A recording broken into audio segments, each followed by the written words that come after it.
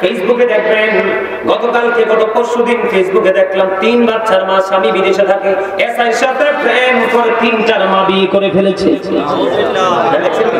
অথচ জামাই বিদেশে, কত স্বামীর কোটি কোটি টাকা নিয়ে অন্য পুরুষের গলায় ঝোলে, আজকে শুধু উকি আর ঝুঁকির কারণে। চোখটাকে যদি কন্ট্রোলে রাখতো তাহলে কিন্তু নারীরা কখনোই এমন ফাঁদে পড়তো না। বন্ধু, আল্লাহ কি বলছে? নারীদেরকে ঘরে থাকতে বলছে, কি করতে বলছে?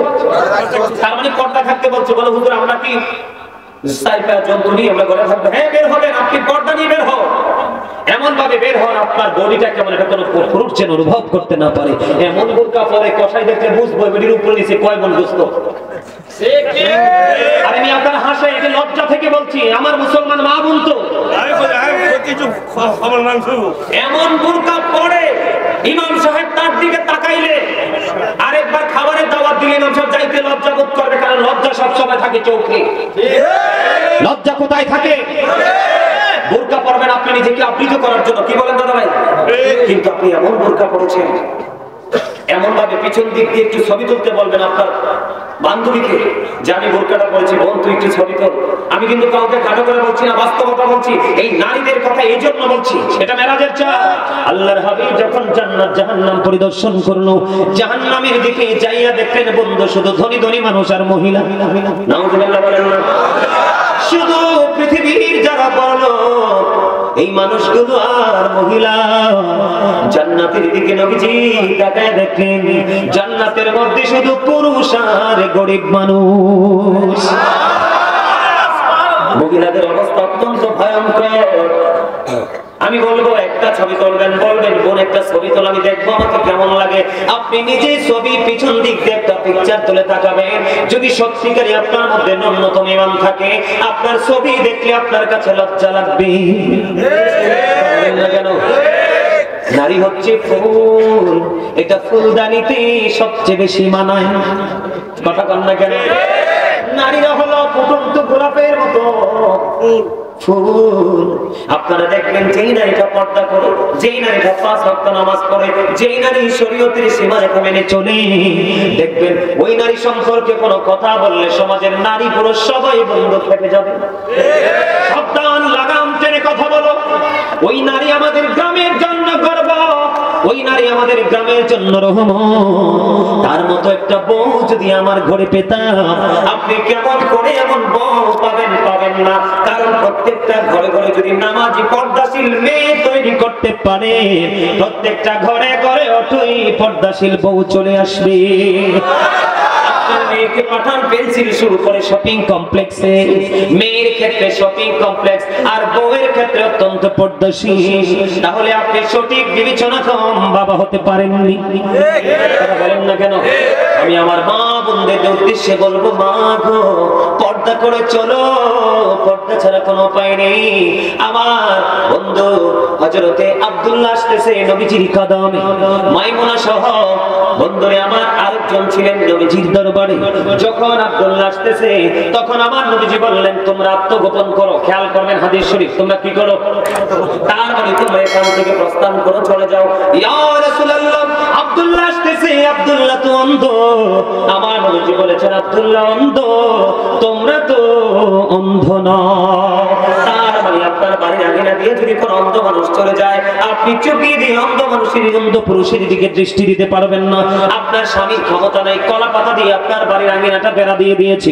নতুন জামাই হেঁটে যাচ্ছে, আপনি কলা পাতা পাক দিয়ে নতুন জামাইয়ের দিকে দৃষ্টি দিতে পারবেন না। কারণ বন্ধু আমি আগে বলেছি, সবকিছুই ওই চক্ষু থেকে। কথা বলেন না কেন? ফেসবুকে দেখবেন গতকালকে গত পরশুদিন ফেসবুকে দেখলাম 3 বাচ্চার মা স্বামী বিদেশে থাকে, এসআইর সাথে প্রেম করে 3টার মা বিয়ে করে ফেলেছে। অথচ জামাই বিদেশে, কত স্বামীর কোটি কোটি টাকা নিয়ে অন্য পুরুষের গলায় ঝোলে, আজকে শুধু উকি আর ঝুঁকির কারণে। চোখটাকে যদি কন্ট্রোলে রাখতো তাহলে কিন্তু নারীরা কখনোই এমন ফাঁদে পড়তো না বন্ধু। আমার দিকে তাকান, আল্লাহর হাবিবকে যখন দেবর সম্পর্কে প্রশ্ন করা হলো, আমার নবীজি বলেছে একজন ভাবী তার দেবরের সাথে দেখা করার চাইতে মৃত্যু তার জন্য অনেক ভালো। নাউজুবিল্লাহ বলেন না। অন্য বেগানা পুরুষ তাকবীরের কথা। আল্লাহ রাসূল নারীদেরকে সুরক্ষিত রাখার জন্য বলেছেন, যাদের স্বামী কাছে নেই, যাদের স্বামী বিদেশে আছে, অথচ স্ত্রী এই জেলায় আছে, স্বামী চাকরির কারণে, জীবন জীবিকার কারণে অন্য জেলায় আছে, আল্লাহর হাবিব জানিয়ে দিয়েছেন হাদিস শরীফ থেকে প্রমাণ। আল্লাহর হাবিব বলেছেন তোমার স্বামী বাড়ি আসা না পর্যন্ত তুমি সুন্দর জামা পরিও না এবং সাজগোজ করিও না। তোমার যা কিছু শুধু একমাত্র তোমার স্বামীর জন্য, কারণ তোমার স্বামীর সন্তুষ্টিতেই তোমার জান্নাত। ব্যাপারবাসীর নারীরা রাতের অন্ধকারে স্বামী যখন তাকে বিছানায় ডাকে, অনেক সময় সে স্বামীটাকে সাড়া দেয় না। এটা আমার কথা নয়, হাদিস শরীফের কথা বন্ধু। আপনারা আমার দিকে তাকান, আল্লাহর হাবিব জানিয়ে দিয়েছেন কোন নারীকে তার স্বামী সারাদিন পরিশ্রম করলো, জীবন জীবিকার তাগিদে তার জন্য, তার ফ্যামিলির জন্য ঘুরলো, রাতের অন্ধকারে সে যখন বিছানায় গেল, স্ত্রীকে আদর করে কাছে ডাকলো, স্ত্রী মুখটা ঘুরিয়ে অন্যদিকে চলে গেল, স্বামী কলিজাটা ফাইটা খান খান হয়ে গেল, আমার আল্লাহ সঙ্গে সঙ্গে লানতের ফেরেশতা ওই নারীর জন্য পৃথিবীর বুকে পাঠিয়ে দেয়। ওই যতক্ষণ না পর্যন্ত সকাল না হয়, ওই রাত্র থেকে ওই নারীটাকে শুধু ফেরেশতারা লানত দিতে থাকে, ওই নারীকে অভিশপ্ত বলে ঘোষিত করা হয়। জোরে জোরে নাউজুবিল্লাহ।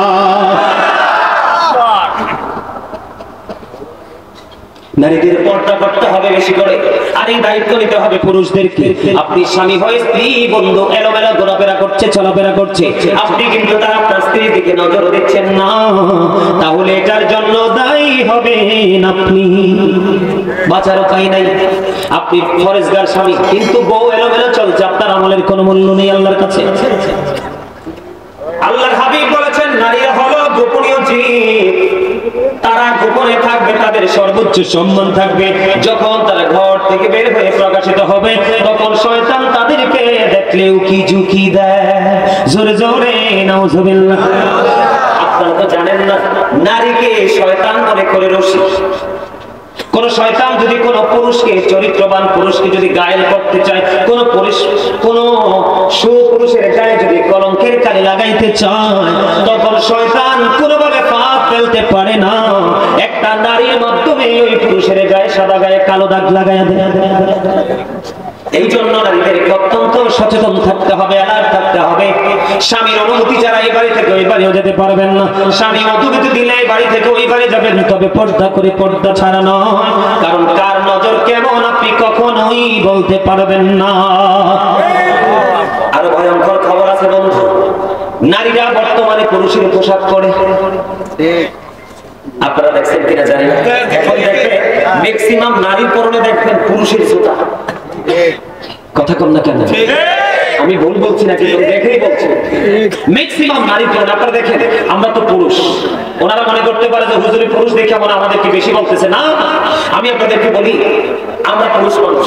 মার্কেটে গেলে আমাদের একটা লুঙ্গি, একটা গেঞ্জি, একটা শার্ট, একটা পায়জামা, একটা প্যান্ট, এই তো আমরা পুরুষদের। আর শপিং মলে গেলে যেদিকে তাকাবেন শুধু নারীদের জিনিস।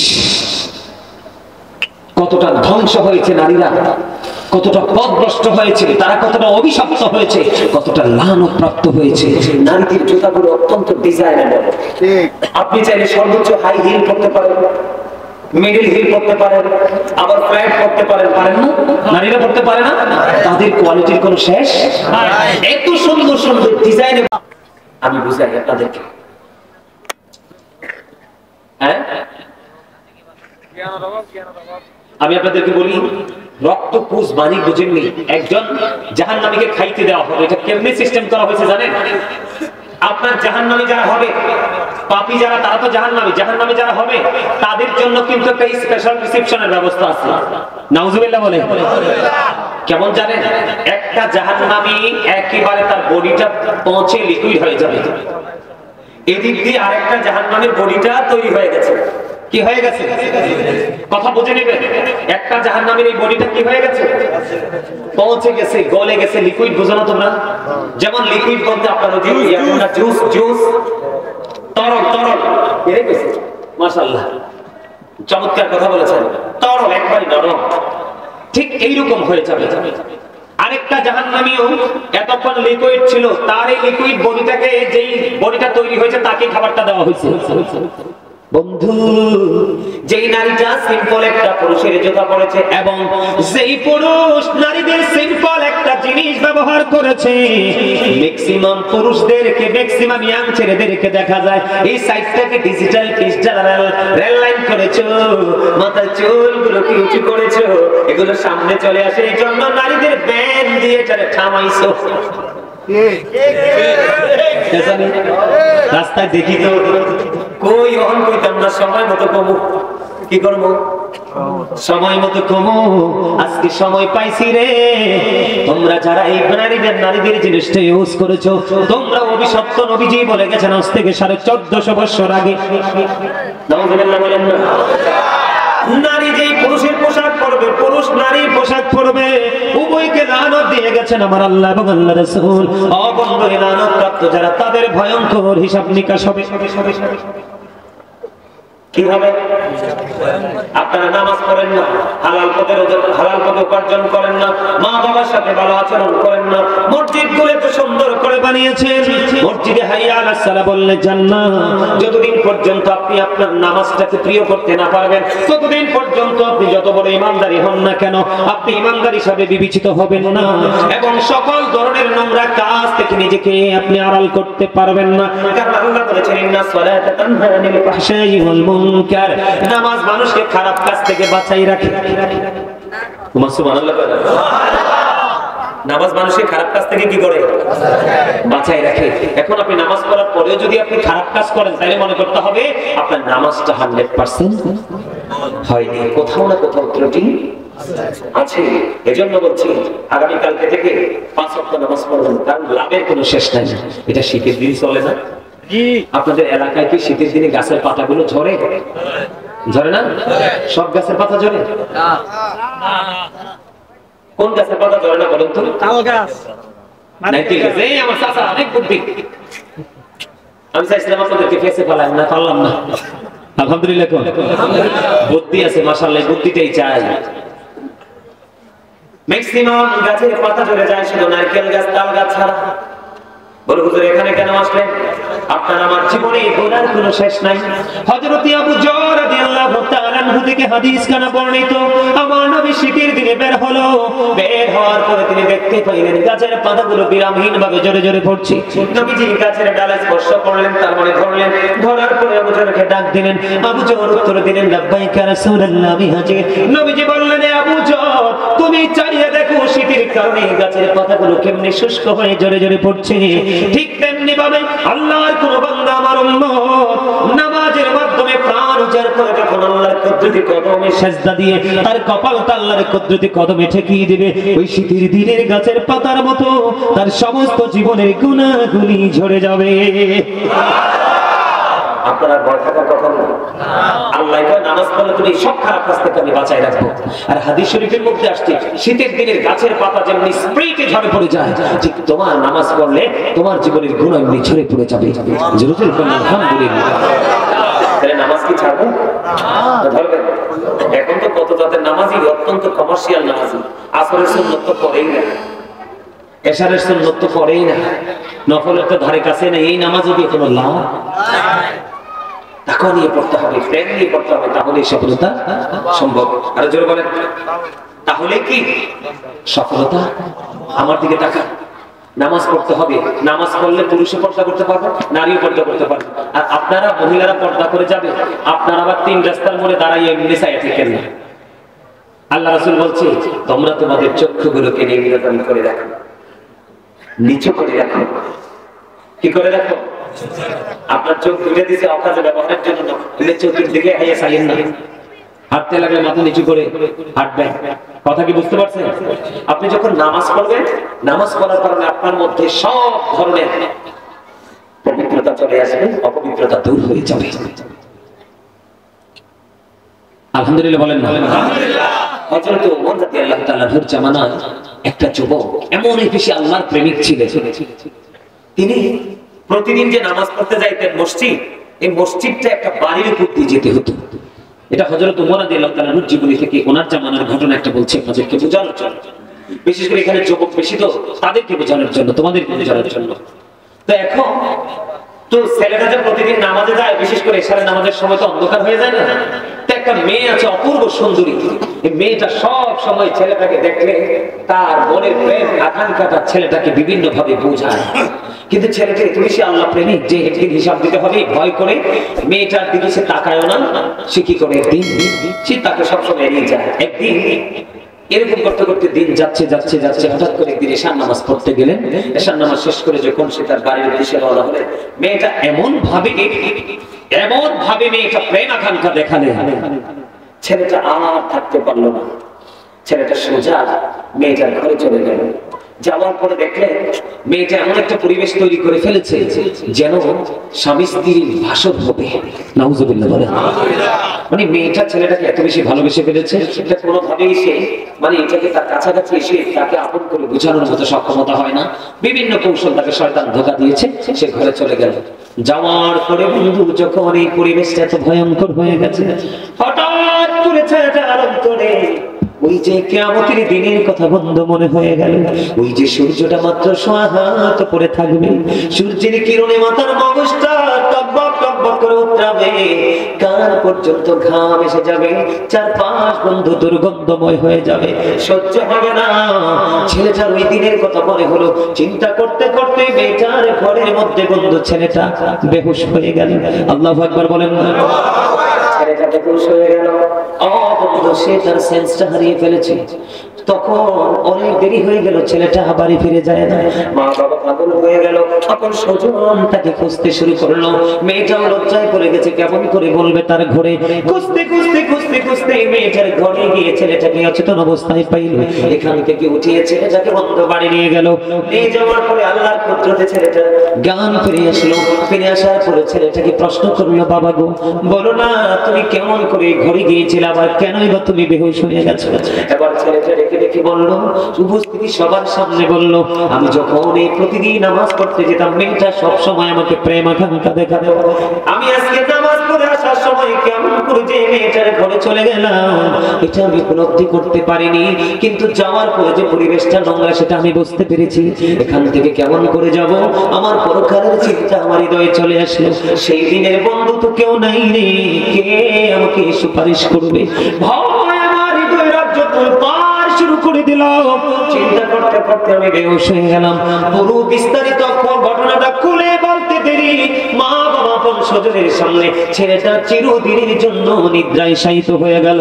তার মানে ছেলেটা মৃত্যুবরণ করলো। ইন্না লিল্লাহি ওয়া ইন্না ইলাইহি রাজিউন। বন্ধু ছেলেটা যখন মারা গেল, বুঝলি মা বাবার কেমন অবস্থা হবে। তাৎক্ষণিক ভাবে বন্ধু তাকে জানাজা করে কবরে দাফন করা হলো। সকাল যখন হলো, সকাল হতে না হতেই ওমর রাদিয়াল্লাহু তাআলা আনহুকে খবর দেওয়া হলো। তিনি খবর দেওয়ার পরে জলদি ছুটে আসলেন। আসার পরে বিস্তারিত ঘটনা শুনলেন। এবার তিনি বললেন, জলদি চলো ওই ছেলেটার কবরের পার চলো, জলদি করে সবাইকে নিয়ে কবরের পারে চলে গেল।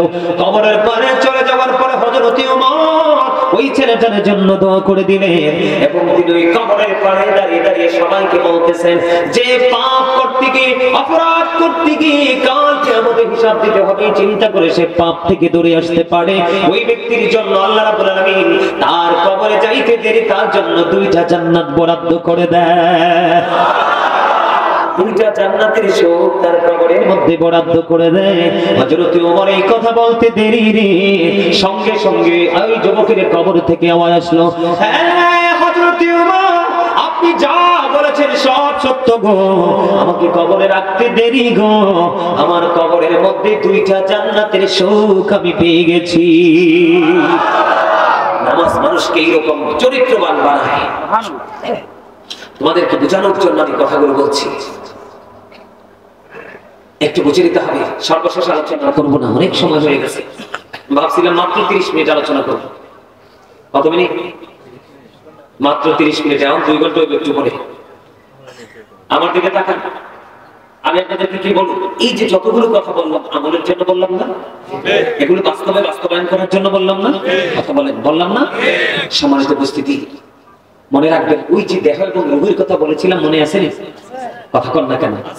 আমি কিন্তু ওই যে দেহ থেকে আত্মাটা আলাদা হলেই মৃত্যু বলে বিবেচিত হবে, এখানে এসেই কিন্তু আমি অন্যদিকে ঘুরে গেছিলাম, মনে আছে?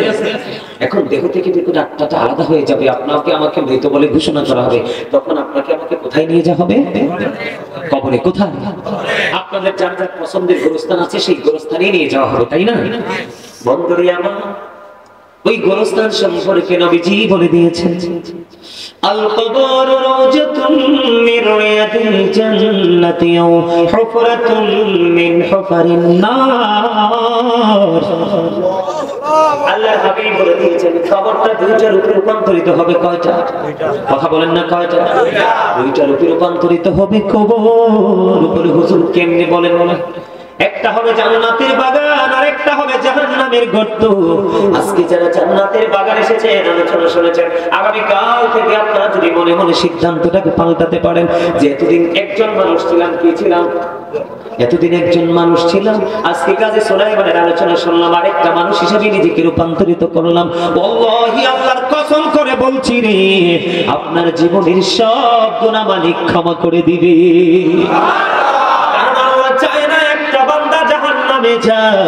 বান্দা শুধু নিজের পায়ে নিজে কুড়াল মেরে জাহান্নামে যাবে।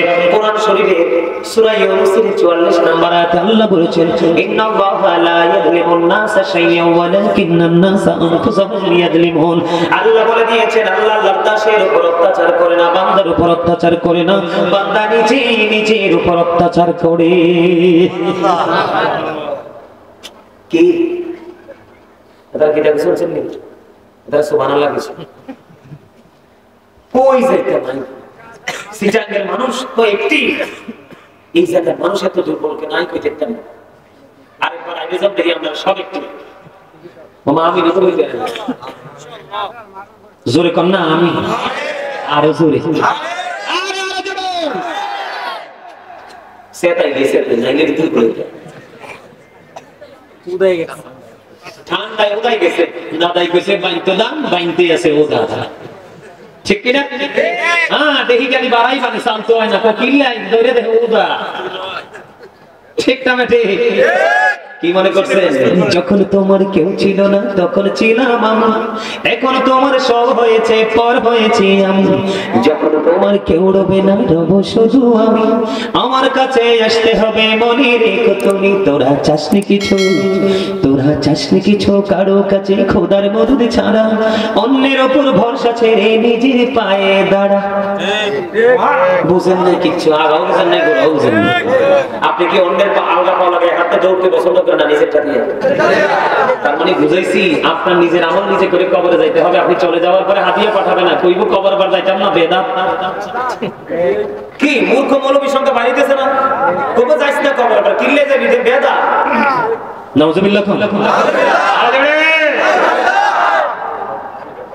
আল্লাহর পথে শহীদ যারা উচ্চ তাদের শান, মহান খোদা করেন তাদের এমন জীবন দান, রূহ তাদের বানাইয়া সবুজ বরণ পাখি, জান্নাতুল ফিরদাউস বিছিয়ে দেন যতনে রাখি, সাদায় থাকি খায় তাহারা জান্নাতি ফলমূল, ওরে বেড়ায় রয় হামেশা খুশিতে মশগুল। সুবহানাল্লাহ, মারহাবা কন্যা। কি মনে করছে? আজকে মানুষ দিন থেকে, আমল থেকে, সুন্নাহ থেকে দূরে, তার কারণ মানুষ অনেক বেশি পৃথিবী লোভী। সূরা আলে ইমরানের 185 নম্বর আয়াতের শেষ অংশে আল্লাহ বলেছেন, আমাল হায়াতুদ দুনিয়া ইল্লা মাতাউল গুরুর। এই দুনিয়ার জীবন, পৃথিবীর জীবন একটা ধোঁকা, প্রতারণা। বলছে কে? এই ধোঁকার মধ্যে থাইকা দ্বন্দ্ব যোগায় রাখতে যাবেন সন্তানের জন্য। কোরআন শরীফের 19 পারা খোলেন, সূরা শুআরা 88 নম্বর আয়াতে আল্লাহ বলেছেন, ইয়াউমা লা ইয়ানফাউ মালুন ওয়ালা বানুন। ধন সম্পদ সন্তান সন্ততি কিচ্ছু কাজে লাগবে না। কার জন্য করছেন? কার জন্য করছেন বলেন? আমরা নির্ভুল, আমরা কোনো চিন্তা নেই, এই জন্য আমরা এই কাজগুলো করছি। এই আল্লাহ বলেছেন, আল্লাহ আল্লাহর বান্দার উপর উপর জুলুম করে না, বান্দা নিজের উপর জুলুম করে। আল্লাহ যারা জুলুম করে, আল্লাহ বলেছেন আল্লাহু লা ইউহিব্বুজ জালিমিন, আল্লাহ জালিমদেরকে পছন্দ করেন না। ওমানি জালিমিন মিন আনসার, যখন তারা বিপদে পড়বে আল্লাহ তাদের জন্য কোনো সাহায্যকারীও রাখে না, তাদের কোনো হেল্প করার কেউ থাকে না। এই আলোচনা শেষ, আমার দিকে তাকান। যাবেন কোথায়? কবরে। আমরা যাব কোথায়? আল্লাহ কয় হিসাব করে আইসো কবরে। কি করে? হিসাব করে আইসো কবরে। দুনিয়াতে তো টেলিফোন দিয়া, মামা দিয়া, টাকা দিয়া, বিড়ি দিয়া, সিগারেট দিয়া, 500 টাকা দিয়া হাতে পায়ে ধরে রাস্তা একটা যদি বন্ধ হয় আরেকটা বের করতে পারো না? আবার লুকাইতেও পারো অপরাধ করার পরে, পারো না? কোরআন শরীফের 30 পারা সূরা ইনফিতরের মধ্যে আল্লাহ বলেছেন ওয়া ইদাল কুবুর বুসিরাত আলিমাত নাফসুম মা কদ্দামাত ওয়া করাত। জোরে জোরে আল্লাহু আকবার। আল্লাহ কি কিছু বলেছেন? আল্লাহ কইছে কবরটা যখন উন্মোচিত হয়ে যাবে, ওপেন হয়ে যাবে, আপনি আমি আমরা প্রত্যেকই তোমরা দেখতে পারবে, জানতে পারবে কে কি করেছো আর কি করোনি। বাঁচার উপায় আছে নি? কথা কন না কেন? বাঁচার উপায় আছে নি? ওপেন থাকবে, চোখের সামনে থাকবে। কারণ আপনারা তো দোকানের সামনে সিসি ক্যামেরা লাগাইলে, শপিং মলে লাগাইলে, শহরে লাগাইলে ভয় পান, কিন্তু চিরস্থায়ী 2টা সিসি ক্যামেরা যে আপনার সাথে আছে এটার খবর কিন্তু আমি পর্যন্ত গাইতে একটা নয় মিলি সরি ওয়াজ করে